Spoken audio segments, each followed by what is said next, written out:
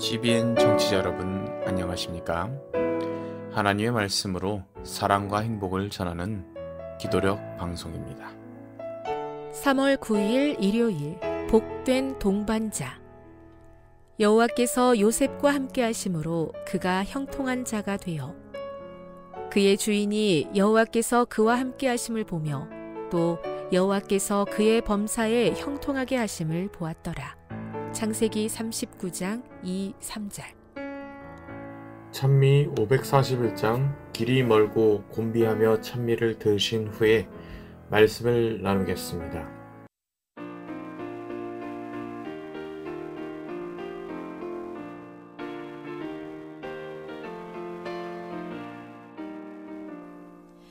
길이 멀고 곤비하며 바른 산에 비나네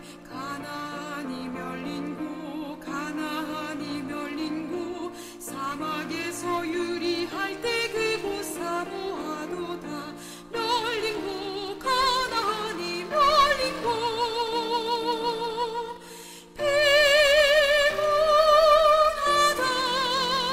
피곤하다 거친 광야 끓는 사막 첩첩시 헤매니 피곤하다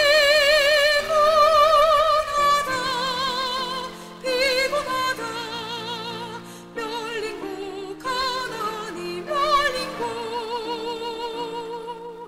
선구자의 지난 길을 우리 또한 따르네 가나안이 멸린 곳 끌린 사막 지나려니 또한 개서 자도다 멸린 곳 가나안이 멸린 곳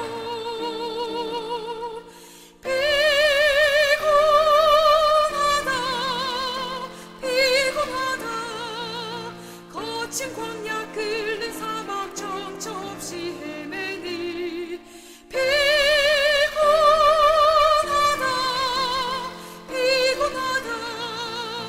멸린 곳 가나안이 멸린 곳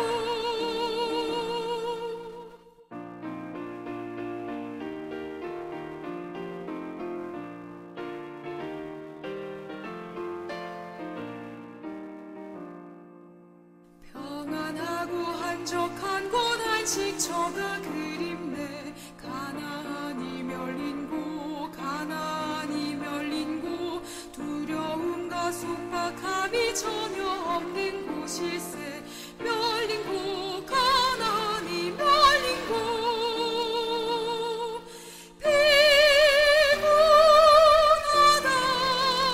피곤하다 거친 광야 끓는 사막 첩첩시 헤매니 피곤하다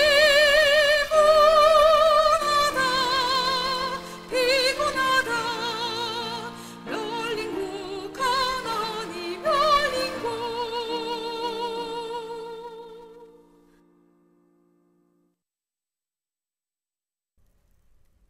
이집트에 도착한 요셉은 왕의 친위대장인 보디발에게 팔렸고 10년 동안 그를 섬겼다. 거기서 그는 범상치 않은 유혹에 노출됐다. 그는 우상 숭배의 한가운데 있었다. 가짜 신들을 받드는 예식이 그 당시 가장 문명화된 나라의 부와 문화에 힘입어 왕궁의 온갖 화려함으로 치장되었다. 그러나 요셉은 자신의 단순함을 지키며 하나님께 충성했다. 그는 악의 장면과 속삭임에 둘러싸여 있었지만 그것들이 보이지도 들리지도 않는 듯이 살았다. 요셉은 금지된 것들에 생각이 머물도록 허용하지 않았다. 또 이집트인들에게 인정받으려는 욕심으로 자신의 원칙을 감추지도 않았다. 만약 그렇게 했다면 유혹에 정복당하고 말았을 것이다. 그러나 그는 선조들의 종교를 부끄럽게 여기지 않았고 자신이 여호와를 경배한다는 사실을 전혀 숨기지 않았다. 요셉에 대한 보디발의 신뢰는 날이 갈수록 깊어졌고 마침내 그는 요셉을 청지기로 승진시켜 자신의 전 재산을 관리하게 했다. 요셉에게 맡겨진 사업마다 눈에 띄게 번성한 것은 직접적인 기적의 결과가 아니다. 근면하고 세심하고 정력적인 그의 삶이 하나님의 은혜로 보상받았을 뿐이다.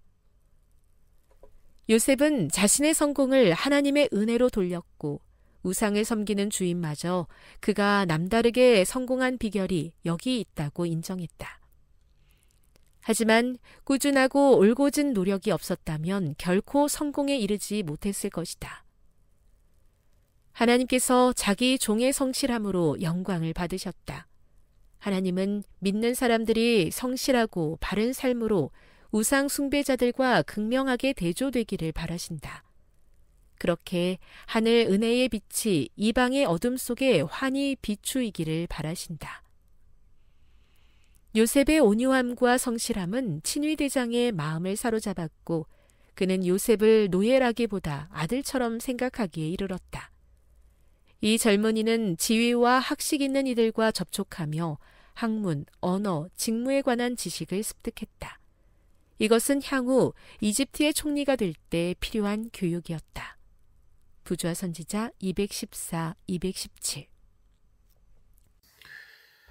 창세기 39장 2절로 3절에는 여호와께서 요셉과 함께 하심으로 그가 형통한 자가 되었다고 기록되어 있습니다. 요셉은 노예로 팔려갔고 감옥에 갇히는 시련을 겪었지만 하나님께서 그와 함께 하셨기에 결국 형통한 자리에 서게 되었습니다. 요셉의 삶을 보면 그는 어떤 상황에서도 하나님을 신뢰하며 맡겨진 일에 충성했습니다. 보디발의 집에서도 감옥에서도 총리가 된 이후에도 그는 변함없이 성실하게 살았습니다. 그러나 그의 형통은 단순한 노력의 결과가 아니라 하나님께서 함께 하셨기 때문에 주어진 축복이었습니다. 그러나 요셉의 삶이 항상 순탄했던 것은 아니었습니다. 보디발의 집에서 총애를 받으며 청지기가 되었을 때 보디발의 아내가 요셉을 유혹하는 사건이 있었죠. 그녀는 날마다 요셉을 유혹하며 그의 신앙을 시험했었습니다. 하지만 요셉은 그에게 이렇게 말합니다. 내가 어찌 이 큰 악을 행하여 하나님께 죄를 지으리까? 요셉은 단순히 사람들에게 죄 짓는 것을 두려워한 것이 아니라 하나님 앞에서 거룩함을 지키는 것이 중요하다고 믿었기 때문입니다. 이러한 모습은 다니엘과도 많이 나타나 있음을 볼 수 있습니다. 다니엘 역시 바벨론에서 포로로 끌려갔었지만 왕국의 음식과 문화 속에서도 타협을 하지 않았습니다. 그에게 강제로 바벨론식 이름이 주어졌고 바벨론의 교육을 받도록 요구받았었지만 그는 하나님 앞에서 신앙을 지키기로 굳게 다짐하였습니다. 특히 기도하지 못하도록 그러한 금령이 내려졌을 때 그는 여전히 창문을 열고 예루살렘을 향해 기도했었습니다. 그 결과 비록 사자굴에 던져지는 위기를 겪었었지만 하나님께서는 그를 책임지셨습니다. 요셉과 다니엘의 공통점은 그들이 유혹과 시험 속에서도 하나님을 신뢰하며 믿음을 지켰다는 점입니다. 하나님께서 함께 하셨기에 그들은 신앙을 굳게 지킬 수 있었고 결국 하나님께서 그들을 높이셨습니다. 그렇다면 우리의 삶에서는 어떨까요? 우리는 직장에서, 학교에서 또는 사회 속에서 신앙을 시험받을 때가 많습니다. 정직하게 사는 것이 손해가 될 것 같은 순간이 있고 믿음을 드러내면 사람들이 조롱할 때도 있을 수도 있겠습니다. 그리고 때로는 세상의 기준에 맞춰 타협하고 싶을 때도 있을 것입니다. 하지만 요셉과 다니엘의 삶을 기억해야 할 것입니다. 믿음을 지키면 사실 당장은 어려움이 있을 수도 있습니다.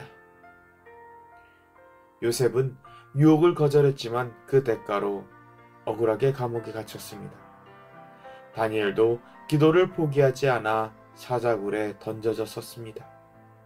그러나 중요한 것은 하나님께서는 그들을 잊지 않으셨다는 것입니다. 이것은 오늘날 우리에게도 동일한 원리가 적용됩니다. 하나님을 신뢰하며 바른 길을 선택할 때, 비록 당장은 손해를 보는 것처럼 보여도 하나님께서는 우리의 충성을 기억하시고 결국에는 형통한 길로 인도할 것이기 때문입니다. 우리는 때로 하나님이 나와 함께 하시면 모든 일이 잘 풀려야 하는 것이 아닌가 라고 생각할 수도 있겠습니다. 그러나 성경의 원리는 그것과 다릅니다. 하나님이 함께 하시면 우리는 어떤 상황 속에서도 신앙을 지킬 힘을 얻게 된다는 것이죠. 요셉이 감옥에서도 하나님을 잊지 않았듯이, 다니엘이 사자굴에서도 하나님을 신뢰했듯이 우리도 하나님과 동행하는 삶을 살아가야 한다는 것입니다. 오늘 하루도 요셉처럼, 다니엘처럼 하나님과 동행하는 삶을 선택하는 하루가 되길 간절히 소망합니다. 세상의 유혹과 어려움 속에서도 하나님을 신뢰하며 살아갈 때 하나님께서는 우리의 삶을 통해 영광을 받으실 것입니다. 함께 기도하시겠습니다. 사랑의 하나님, 요셉과 다니엘과 함께 하셨던 것처럼 오늘 우리의 삶 속에서도 늘 함께하여 주심에 감사드립니다. 어떤 환경에서도 하나님을 신뢰하며 성실한 삶을 살아갈 수 있도록 인도하여 주시옵시고, 우리의 삶이 주님께 영광 돌리는 도구가 될 수 있도록 인도하여 주시옵소서. 예수님의 이름으로 기도합니다. 아멘. 세계 선교를 위한 기도 제목입니다.